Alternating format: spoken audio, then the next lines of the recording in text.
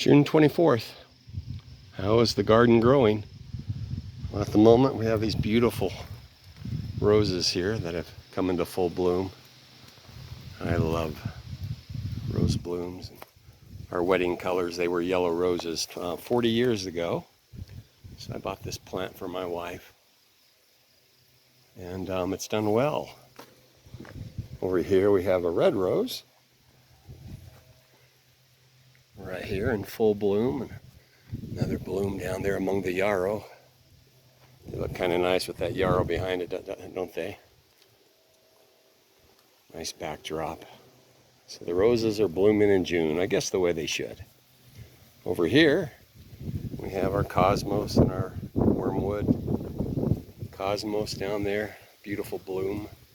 Just beginning. Kind of early, really. It kind of surprises me. Maybe not for that type of it, huh? There's our lemon balm. Big and bushy and smelling like lemon. Here is my zinnia and cosmo garden in 4 o'clocks. Starting to bloom. They're just getting going though. They have to fill out and branch out. And they're working on it. I cut back the sage finally to give it more room. The sage encroaches and grows really well. It's past its bloom, so its time of glory is done for the year, but there we go. Miniature roses are going nuts.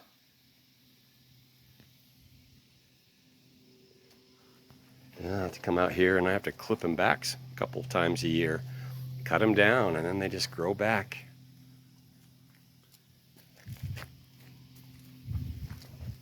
Our echinacea, coneflower, right down in there, getting ready to bloom.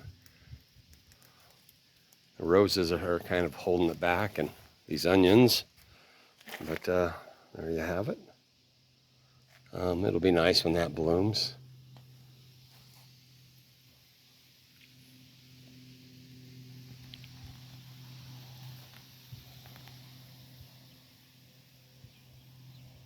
Have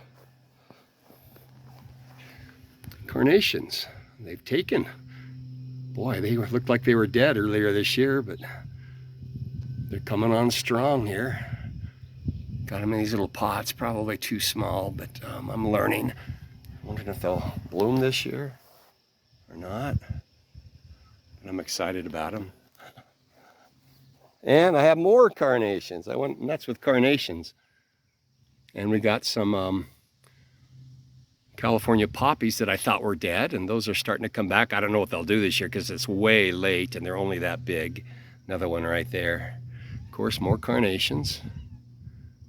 Looking good. Big carnation in there that came back from last year. Made it through our Utah winter. He's big and bushy, and a couple of small ones in there too. Got our oregano. Back here,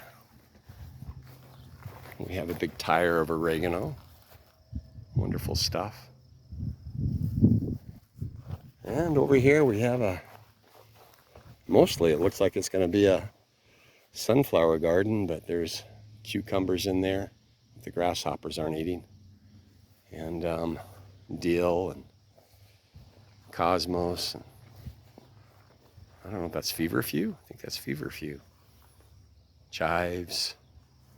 Some ground cover that my wife moved from the front. Looks like it's taking. I'm glad to see that. And cosmos. There we go. Here's the iris garden. We saw that earlier in bloom this year. Those sweet blooms. This part didn't bloom so much, but look how thick they are. You can see why they're probably not blooming. It's so thick in there. So I'm gonna wait till July and come in here and dig another trench over here, maybe 2 trenches, I don't know, because I think there'll be that many.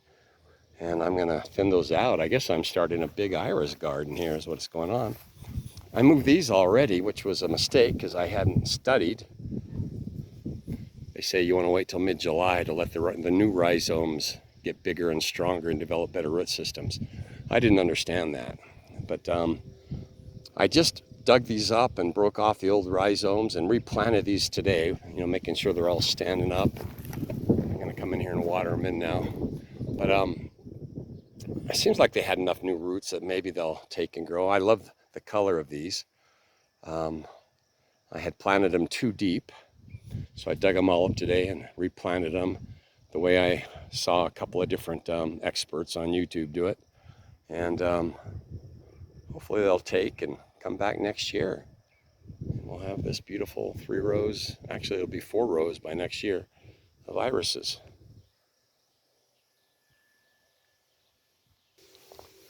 I have a row of geraniums that I've had for 20 years right up here, a row of geraniums.